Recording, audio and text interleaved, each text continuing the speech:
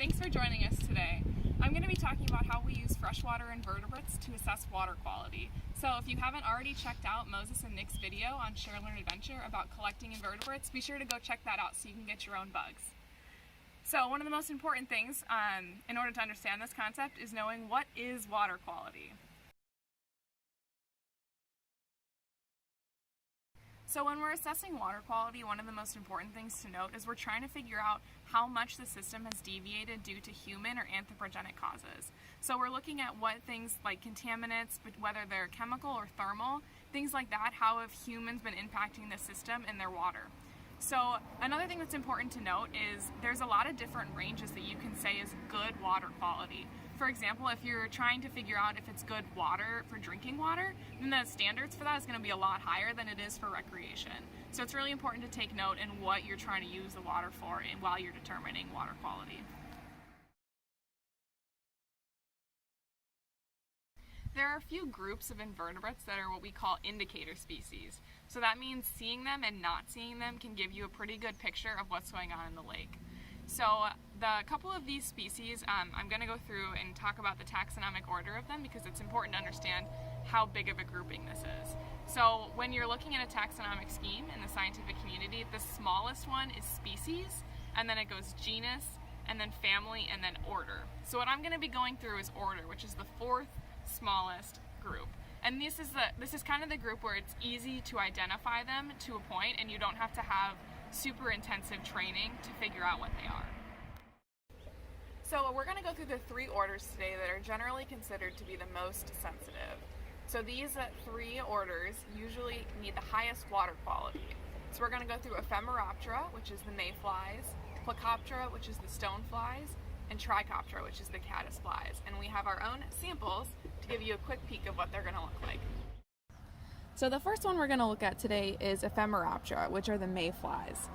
So these guys were actually the first flying insects, and they emerge from the water from their nymph state, and they emerge en masse using a tactic called predator satiation, which basically means that they all emerge at the same time because things that are going to eat them can only eat so many of them before they get full. So then there's more of them that can survive, and they have to fly upstream and reproduce.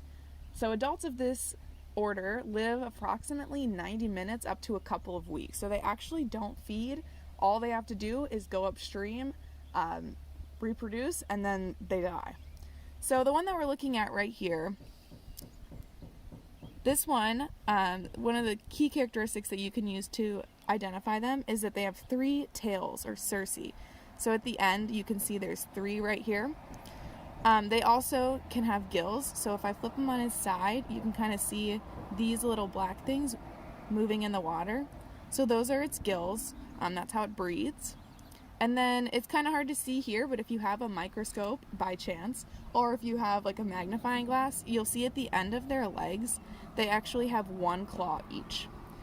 And the last thing is some of these species have some pretty cool other identifying features, like this one. He actually has tusks at the front of his face, so he has two tusks. So mayflies are considered a pretty good indicator species. Most of them indicate generally good water quality.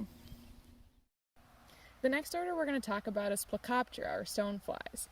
These are arguably the best water quality indicator because they can actually respire via cuticle, which basically means they can breathe through their skin.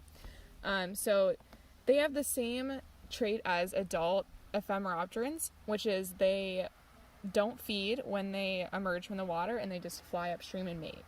So when you're identifying these guys, the key trait to look for here is that they have two tails, or cerci, at the end. They also have two claws, which is kind of difficult to see, but if you turn on their side, you can kind of see there's a claw going on each way. And then lastly, they don't generally have gills. If they do, they'll be fuzzy. So if you look on the stomach, there's not really any gills, but if there are, they'll be fuzzy. And so those are some key traits just to determine whether or not you have a stonefly. The last order we're going to go through are the trichopterans, which are caddisflies. So these guys are typically found in some sort of case. So you can see here that this is the case that he was in, and we went ahead and pulled him out so that you could see what he looks like as well. So caddisflies use various methods to get food. So A lot of them have these portable cases, and that allows them to kind of go around and find the food that they need. There's also what we call fixed retreats, which means that they can build their case on the side of a rock or some sort of substrate on the bottom, and then they can collect food through that by filtering it. There's also a couple kinds of like ones that don't have cases, and those are a little more difficult to identify, but they can be identified the same way as this guy. So we're going to go ahead and take him out. So the first thing that you'll notice is at the end, he has anal prolegs, and then attached to that there's one claw. So it's kind of hard to see here. So what I would look at first, just to identify this as a caddisfly, is first of all, he had a case. So you're pretty much guaranteed that you're on the right track. And then second, if you flip him over, if I can get him to stay, right up here on the top, so you're looking at whether or not he has sclerotized or hard plates on his back. So right here, you can see that it's not really going through, whereas here it's pretty squishy. So that means that he has a plate on his back here, and that makes him a caddisfly. So now it's time to see what you can find.